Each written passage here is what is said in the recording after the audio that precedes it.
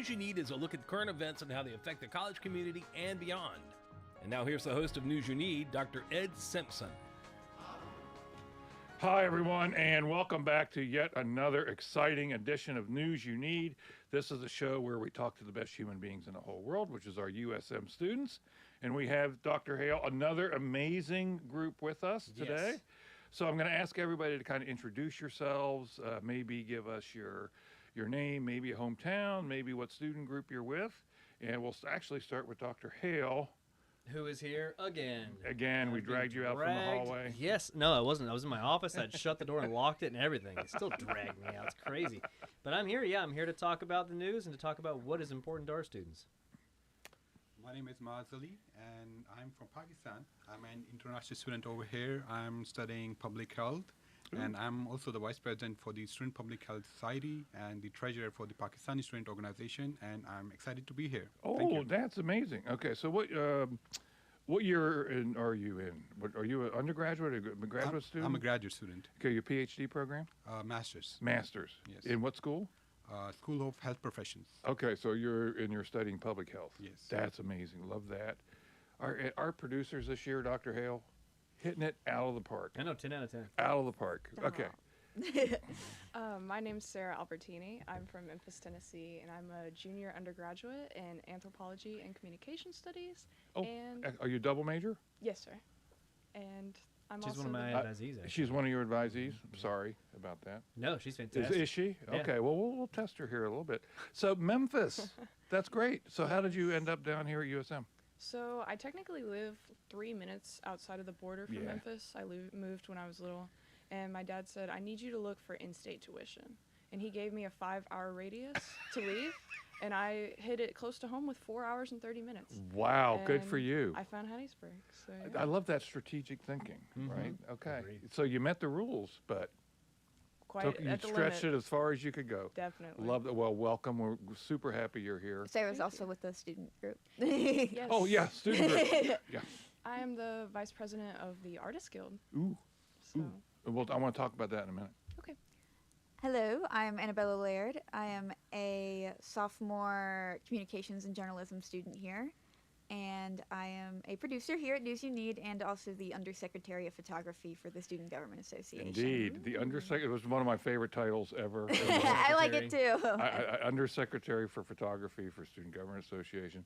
Okay, so we have two double majors with us. I love that. Although I'm a little curious, why double major? Why are we double majoring? Sure, yeah. So I started with anthropology, and my advisor came to me and she was like, hey, you'll probably be able to finish early if you want, but I know you were really undecided on when you did pick anthropology, so if you want, you can add another major on. So I was between communications and bio, and I said, I think communications would just go better, and I hate labs, and so here I am. Well, I agree with you. That's I my mean, favorite thing about communications is there's no labs. oh, wow. Well, you know what? That's our just selling disturbing. point. Yeah. That's disturbing. Okay, well, I love that. So if you would talk, so what student group are you with again? Tell me. Student Public Health Society and And what do you- Pakistani Student Organization. I love both of those. So tell me, what are the groups doing? What are they up to?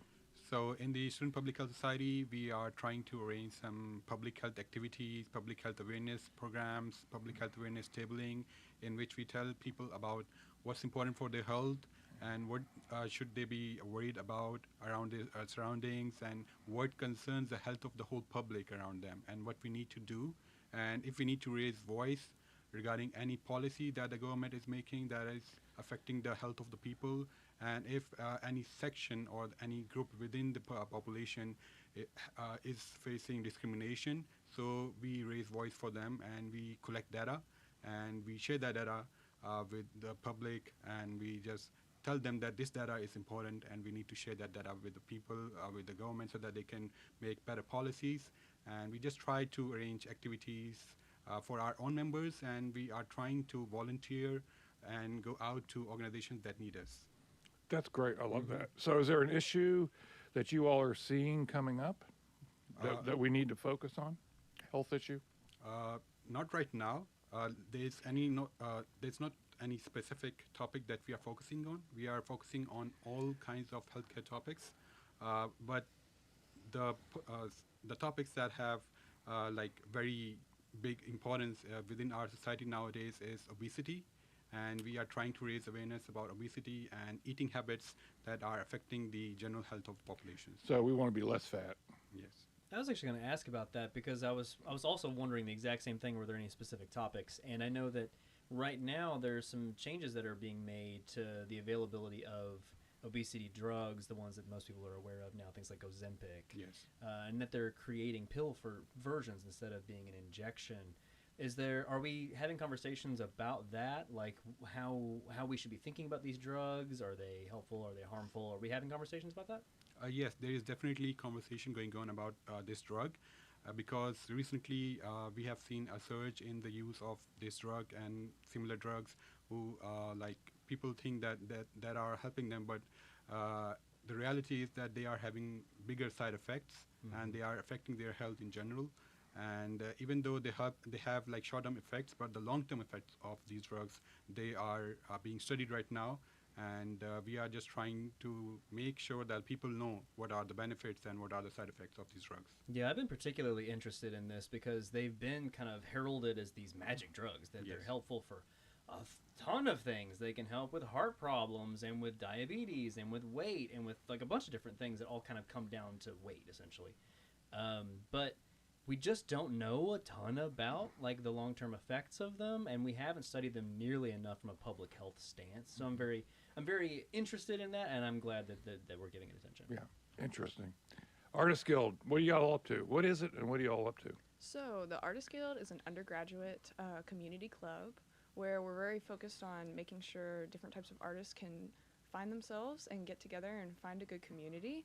We meet every other Wednesday, and we have a little craft that we bring with. So we do things like Bob Ross themed paint night. Oh Lord, We'll have okay. Shrinky Dink nights, and then we also make sure it's a lot of fun. That I was don't know a what a good time. shrinky dink is. Yeah, It's a little Exactly. keychain or like earrings you can make. They're super Okay, cute. all right. And so then we also make sure that our community can sell their art if they want to. They're speaking with professors. We tend to do a guest speaker once a semester to talk about how they can market their art online and into the community. And then we have our end of the semester sales, which go really well for pottery and other like fabric arts, prints, things like that. That runs 3 days at the end of the semester every Yeah, semester. so you hit right at Christmas Yes, for folks. it is. So do you perfect for have a Christmas. craft that you do regularly? I do. I focus a lot on art. Art, of course. I focus a lot on visual art with ink and just kind of working in the sketchbook, doing ink and colors and pencil. But I also used to do pottery, and I also currently do knitting and knitting on a loom. That's awesome. That is awesome. Mm-hmm. That is awesome. That's very relaxing. It is. It's Yeah. awesome. I used to knit. Oh, that's I great. mean, Really? that was a while ago. That's I mean, cool. It was a real long time ago. We actually just I know last how to week, knit. Just last week we were at the university's research conference. We were doing I did a presentation over there, and during the creative section, one of our faculty came and did pottery, and it was really it was so relaxing to watch him do that, and he was super cool dude. I was just like making this Yeah. thing in front of us. It was so So- cool. It is. Tonight, actually, we are having our semester pottery throwdown and potluck. And so right after this, I'm running to my dorm and I'm making pasta salad. But it's really cool because we have basically pottery Olympics, if you will. That's what we used to call it at my high school, where you throw in a challenge and you have to make the tallest cup, and it's really cool. That is very cool. I'm sold. That's amazing. That's- What yep, I am what so time too. and where is that? Yeah. It is from 6 to 8 tonight in the 3D Arts building. So if you've been to Century Park North, it is the building to the left of it across from the parking garage. Very cool. Okay, so we are going to take a break, and we're going to pick up with some news on the other side. In Southeast Mississippi, we stand united for the most vulnerable in our community. Become a game changer and volunteer by calling United Way of Southeast Mississippi at 601-545-7141. We have one life. To live better, we must live united. Estos son los sonidos de una cena que casi no sucedió. Es una cena servida gracias a personas como tú, Debido a la crisis actual, 50 millones de personas pueden vivir con hambre este año. Feeding America está ayudando a los que más lo necesitan. Y si quieres, tú puedes ayudar también. Visita feedingamerica.org/en-español. Patrocinado por el Ad Council y Feeding America, la fuerza de 200 bancos de alimentos. And we are back. So, Annabelle, we didn't ask you anything going on in your circle that you. So, well, like I said, this is kind of my circle.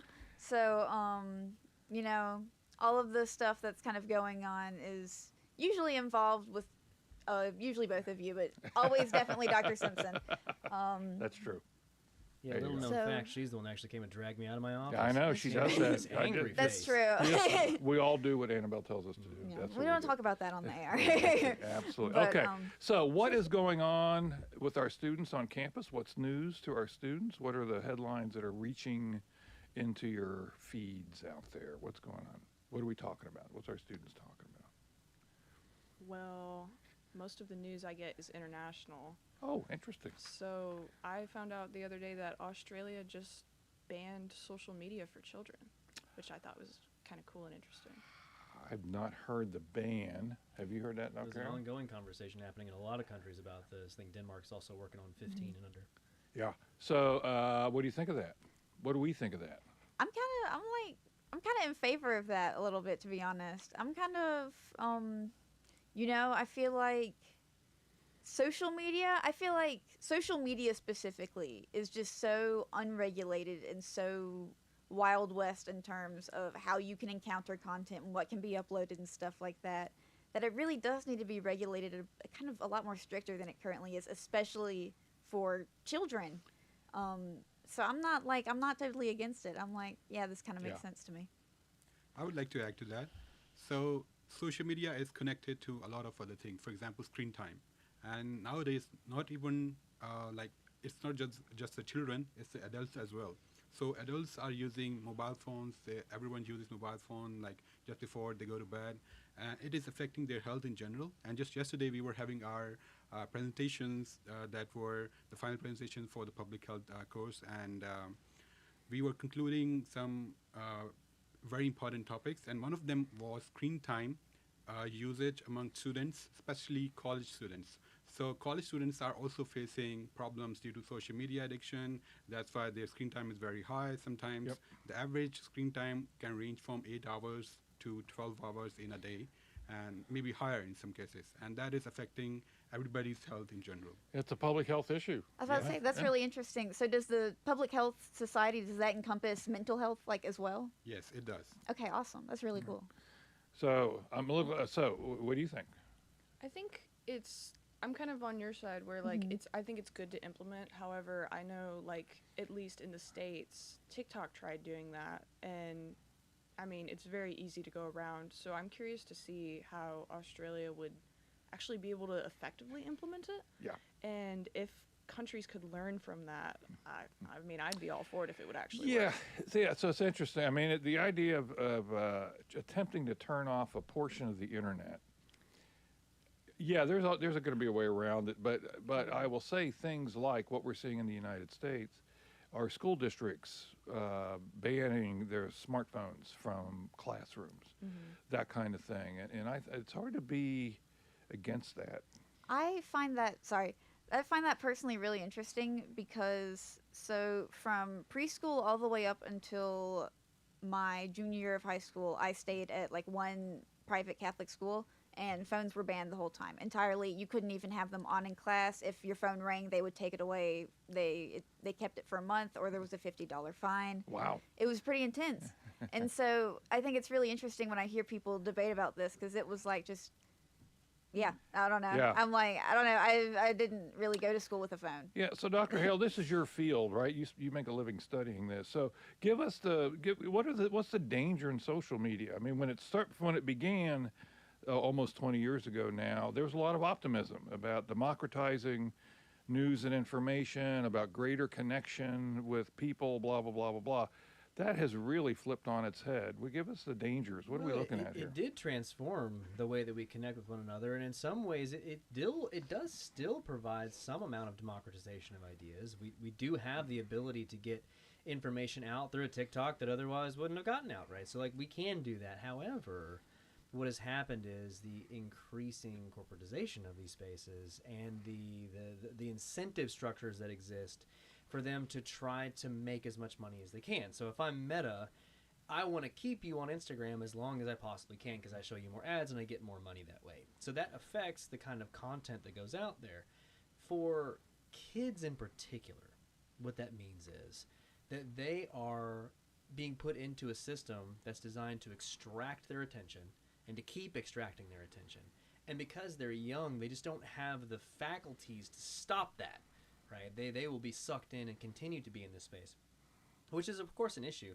But then beyond that, you have a variety of problems that exist with social media, things like social comparison processes. So, like, if I am comparing myself against people I see on the screen, and the people that are on the screen are being, in some ways, curated by the algorithm that TikTok or whatever is using, then I only see certain types of people who tend to be hard to compare to, especially for a child. Yep. And it creates these very toxic feelings about oneself that are very, very dangerous. And I think that those two things kind of together, which are creating these negative impressions of oneself and the addictiveness of the platforms, are why we're seeing these conversations happening. Yep. And why countries, or in our case states, are having conversations about reducing the amount of time kids are allowed to have access, if they can access it at all. Yeah. I will say, though, that for social media folks, they do sometimes will argue about how social media is used as a scapegoat for other problems, because there are larger problems that are not social media's fault that we should tackle in other ways. But I personally do fall on the side of we really do have to be very careful about how kids are using these technologies. Yeah. Yeah, I'm going to sigh again. So I sigh a lot in this show. Well, so my second book, not my first book, but that I'm going to write, but my second book I'm going to write, which would actually be my third book overall, I'm going to call The Tyranny of the Algorithm. And so this is the idea that because of the way the laws have been developed around social media, they can do pretty much anything they want. And so what has developed is that, say, if you like puppies, you'll never know that kittens exist. And if you spend all of your time on social media and that's how you get your information, you encounter a kitten, you go, oh my gosh, what is this strange creature? I have no idea how to deal with it. You extrapolate that to your society, to your politics, to your public health policies, things like vaccines, things like drugs, drug use and all that kind of stuff. My goodness, think about that we no longer share information. How do we have a debate if we don't share information or even what a fact is?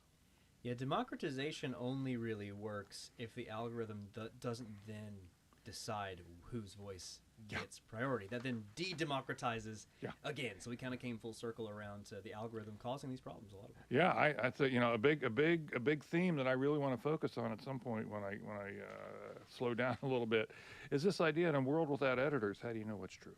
Mm-hmm. So excellent. Really love that. So what other news are we talking about? What's news to our students? I find it fascinating you get mostly international. That you're approximately in a 0.007% of our students who would say that, I think. Well, you watch the Memphis news a lot, and you start to get sad. So sometimes you download a Japanese news app, and it's interesting to still see the Western. It is interesting. Japanese news. That is really interesting. Yeah. I have no idea what's going on in Australia. You talked about the social media ban. I was like, I found it this morning. I got a notification from the news app, and I said, "Oh, interesting." Isn't that interesting? I didn't know that. Well, so speaking of Memphis, do you stay in touch with those fellers back there at all? Or? I try to. So how's it going with the occupation? From what I've heard, and it's always hard to tell because, depending on the community you're in, it's going to be very different from what you're hearing. Right. They only seem to, bug people at night. Like, I've heard crime rates are going down, which I've always had the living in Memphis idea of if I'm not out doing anything stupid at night, I'm going to be usually fine. Yeah. Of course, you're going to have circumstances where you're not, but, common sense, got to use it. And so it seems like they're really just stopping the kind of crime that is, less common sense at night, if that makes sense. Yeah. And so I've heard many people be like, yay, this is great. Of course, you know, Interesting. you're in a biased standpoint, so I don't know if everybody's saying that because I'm not there and whatnot. Interesting. But yeah, from what I've heard, at least from there, they are tackling the crime. It's just how are those people being treated now? I don't know about. Like, where did they go? That kind of thing. And it's kind Wow. of like, how are they being helped now that they have like committed the crime? That kind of makes me wonder. Yeah. So what we're talking about here, actually, we're going to talk about what we're talking about here when we get back from our last break. Oh, no. It rolled over into another segment. I do this all the time. Oh, I also But thought it was anyway, a there break. you go. Pretty Okay, much so every week. actually, what We are we have 3 more talking about? minutes. I do it, yeah. So it is, and as our usual on our professionally run show here, where both of our listeners are riveted to what we say. I am. I know we all are. So what we're talking about here is Memphis is one of about 9 cities that President Trump has sent National Guard troops to under the alleged auspices of fighting crime. I don't think anybody actually believes that, but you're the first Yeah. person that I've heard say that the folks in your circle back home are going, yeah, they're fighting crime, and we kind of like it. That's kind of why I'm saying I don't know in the deepest sense. Yeah. Because obviously I'm not there. And they could also just kind of tell you that. Once again, I'm not the one going out at night and seeing the crime being tackled. Yeah. And so it's just kind of, it's interesting. I don't have enough to make a conclusion personally, you Yeah. know? Well, there had been reports as well that people were having the same basic mentality about the National Guard in D.C. They were saying that D.C. is going to certain parts of D.C., or the National Guard's going to certain parts of D.C. that people were in fact feeling safer about. So we have heard reports of this. Yeah. So now Chicago, of course, they're having all kinds of protests in the street, and you know, so seems like a different experience in Chicago. But I have heard that out of D.C.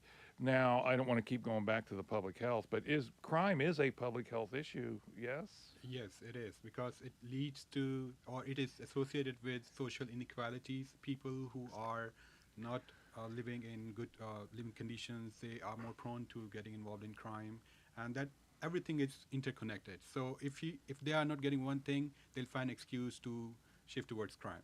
Yeah. So everything's connected.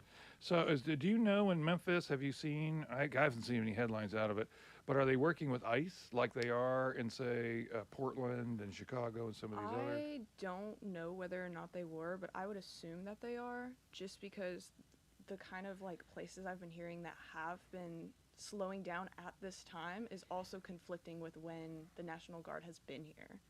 And so I'm curious about that. I would assume they would be, but I'm Yeah. also curious about how much is crime going down just based on like, well, crime's always going to go down in the winter. Well, And, okay, like- so that is interesting. Now, they did have I forget, the Homeland Security people or whatever, did make a big deal of crime going down in Memphis. And then, I'm pretty sure or Chicago, sorry, going down in Chicago. But the numbers they were using were from the month before the National Guard arrived. So you do have to look Yeah. a little beyond the headlines on this. Okay, now I believe I'm reading our rundown. Oh, I'm getting a big nod from Liam. Good job. Good job, old man in the studio. We are going to take a break, and we'll be back with our final segment after this. Sponsorship comes from Furniture Direct, with locations in Hattiesburg, Laurel, and Columbia. Are you looking for a deal? Lots of styles on a good value? You can find them on Facebook at Furniture Direct Hattiesburg for the latest specials and promotions. Or you can shop anytime at FurnitureDirectNow.com. You can see why Furniture Direct is your furniture destination. Uh-oh, Brad's buzzed. Oh, yeah? Yeah, he's starting with the woots. And now a speech. I just want to say that friendship is about heart and brain. Who's with me? Good thing is, he knows when he's buzzed. And my brain is saying, when it's time to go home, somebody call me a ride. Love that guy. Me too. Know your buzzed warning signs? Call for a ride when it's time to go home. Buzz driving is drunk driving. A message from NHTSA and the Ad Council. So we are back, and boy, the time flies so fast every single time we do this. But let me switch gears just a little bit. So I do want to get your thoughts on some things that are really rattling around out there in the news ecosystem. And there's a whole bunch of things we can choose from. But I do want to get your thoughts as USM students on a general trend of headlines that we're seeing that involve higher ed. So here's an example. This is one from Inside Higher Education, one of the several sites I follow every day. Texas A&M requires approval for courses that advocate certain ideologies. So deeper inside the story was this paragraph. Many faculty members decried the new restrictions on race and gender-related courses as an assault on academic freedom. Then there was also a headline in the New York Times that talked about universities not signing the compact that the federal folks have offered to universities. So the compact is, hey, you make sure that you've killed all DEI on campus, diversity, equity, and inclusion. You make sure that conservative viewpoints are protected. You make sure a couple other things. Basically, it's the political agenda of the far right. You make sure all of that is done, and you will get preference for grants, federal grants. So now, so far, this is according to the New York Times, so far only 2 institutions have said they will sign the compact. New College of Florida, and if you've been following the news, that's Governor DeSantis, who is a far-right Republican, makeover of a single college in Florida to be a far-right institution, and the Valley Forge Military College in Pennsylvania. So now many other institutions have said we're not going to sign it. So what do we think about this ongoing kind of attempt to make over higher education in the United States? I wanted to ask about the, excuse me, about the first article. What do they need, like, approval? Who do they need approval from? From the governing board of Texas A&M. So it has to go all the way up to the president and the governing board if you want to offer a class, say, on race theory. Meaning the president of that university. Yes. Okay. That's a kind of ridiculous, yeah? Okay. Yeah. So if you wanted to, for any other class, it would not go that high up. Correct. But classes about these subjects, it would go that high up. Correct. Okay. Is that not kind of ridiculous? Is that crazy? That feels crazy to me. I feel Just classes about these specific topics and nothing else. I was gonna say, if you're gonna That does show like an insanely obvious bias. if you're gonna do that, then you would need to go to the history department and say, okay, all of your religious historical classes should also be sent up higher. Because if you're gonna be teaching, like here at least, I see courses taught on Christianity, Islam, stuff like that all of the time. Why is that not an ideology too then? Well, one could argue that it would be. That is true. I would like to add that subjects like studying race or other ideologies or other religions should be optional or should be available to students all the time, and they should not be withheld from students, because if students are able to learn more about other people, other races, other cultures, then they would be more, I would say, good citizens, because they would be more informed. They would be easily able to interact with other people, understand their background, and what kind of thought or culture are they coming from. Yeah, it's starting to feel like a lot of this is affirmative action for white folks. Yeah. And that's really where it's starting to feel like. Kind of proud of higher ed for pushing back. I don't know about pushing back. At least they're not caving as quickly as they were 6 months ago. Yeah. So that's good. I fear I would have no major in anthropology if we couldn't study that kind of. Yeah. Well, there's actually quite a few majors that would be in deep trouble that if you could not talk. Liam, we're going to keep going for a little bit. Okay, I got a thumbs up I from feel like journalism would be one of them. Yeah, journalism is all concerned about social justice, The about truth.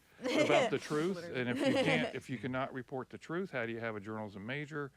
Anthropology, certainly. How do you study society and where we came from and where we're going if you can't talk about these things? No, it's like the study of different cultures, basically. Yeah. How every class is going to have to get sent up to the president at that I point. think it's also interesting to see that, like, statistically, we've shown that DEI fields and, like, areas have done better research collaboration and have made better research. So why are we, like, stomping that out to not have good research? It doesn't That's a seem... progressive way of thinking. Are we in favor? We're not in favor of that anymore. No, We don't like that. That's we don't terrible. like that anymore. Yeah, I mean I've made that case. I've attempted to make that argument many times, which is why Dr. Hale says I'm the first one to go when they come. But this is the idea that we have 230 years of history that shows us we are better when we are diverse. We are better when we are equal, right? We are better when everybody's at the table. Not just better human beings, but better outcomes. You make more money. USM is an actual living example of this, right?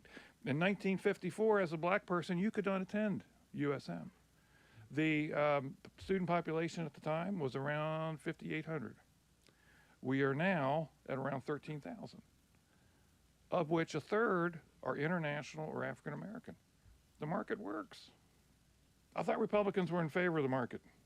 Well, not when it comes to higher education. Oh, gotcha. Professors are the enemy, if you remember. Gotcha. You're right. I Don't. keep forgetting. Yeah, I mean, I feel that way periodically. So, yeah, I mean, it is something that I will say as an educator that it really, really, really, really, really, really bothers me having these decisions made on my behalf, what I'm allowed and not allowed to teach in the class. I actually, just this week, we were, in my graduate class that I'm teaching, we were working through theories related to power dynamics and critical thought. And as you're aware, there's one particular theory in the state of Mississippi that there's legislation that's been passed about that we're not supposed to teach in this particular state. So I had to think about that, and I hated that I had to think about that. Right. In the preparation of the class, that like, whoa, this is actually a banned topic that we're not allowed to talk about. Yeah, and I would argue we can. I really do. And I get why you think about it, because I think about it too. It's not that I don't have in the back of my mind when we come into this space, what can we talk about and not talk about. But so what you're referring to is House Bill 1193. Are you guys aware of 1193? I think I know what you're talking about. This is the anti-DEI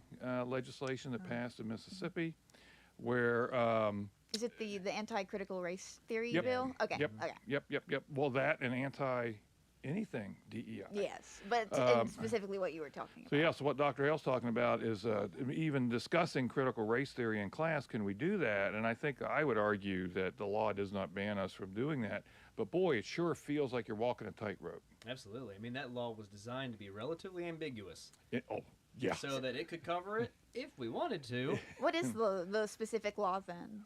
It Divisive topics. Yeah, and then the other kind of bar is that it can't say that essentially that white people are privileged. Correct. That's kind of the other, which you're Right. like, man, we're really getting into some territory that now covers all the anthropology classes. Yeah. You know, so. Yeah. It's really, and it was. I mean, clearly it says everything, and it also says nothing. Yes. And it's a Rorschach test of what you think, and it's a really. We are living in interesting times, Dr. Hale. Okay, so Liam, I'm going to throw one more thing out, and we're going to close up. Otherwise, we're going to be here all afternoon, which we could be because it's so interesting and It better exciting. be about K-pop demon hunters. I'm really mad. Yeah, well, you know what? Here we go. Hang on, Someone say the Han one? Liam, for the third time, hang on to your seat, because here we go. The Sanger Theater in downtown Hattiesburg, Mississippi, the seat of all culture everywhere, is hosting a K-pop Demon Hunters dance party and sing-along on January 18th, 2 p.m. on a Sunday. Man. 2 p.m. on a Sunday. You know, so I'm thinking that's aimed at the 4-year-old plus crowd. What I'm hearing It's is aiming at us. 2 p.m. on a Sunday, Yes. we're going to be golden. I will be. That's right. I'm going to Right. be there, you guys. Oh, wow. You know what? I think, and I'm looking at Annabelle, our producer, I'm thinking News You Need needs to do a live remote from the Sanger. Mm-hmm. I think you should dress up, too. Oh, man, I See, could I've dress up. we were need- talking I about this think you earlier. should. I've If you- still never seen. need to K-pop. watch I need a it demon hat. I need and one then of the dress demon. up. No, demon you need to be hats. roomy. I'm on board. Oh, I Yes. could be Awesome. roomy. We'll I give could you be the roomy. braid. You look really cute. Yeah, so you have no idea what we're talking about. You haven't seen K-pop? No, I haven't watched it. I also See, haven't seen we it. envy you, so Movie you get to night. watch But it for everyone the I- first time. I'm That's right. I'm Movie on night this right show, so I after know a this, lot about Are you going to go actually. watch it again? Movie night right after this, all of us. Yeah, there you go. There you go. So it's very exciting. Okay, so we gotta be going. we up, right? So here we go. This has been a production of Southern Miss Student Media. Yet another Amazing show in the can. Our producers are Annabelle Laird and Lily Burkhardt. Thank you, fellas. Our video producer is Isabella Michaud, and our engineer is Liam Keenan. A special thank you to Dr. Wilbur Martin for piloting the ship last week. He did a great job, Dr. Hale, when we were both not here. Thank you, Wilbur. Thank you, Wilbur. And we will be back next week.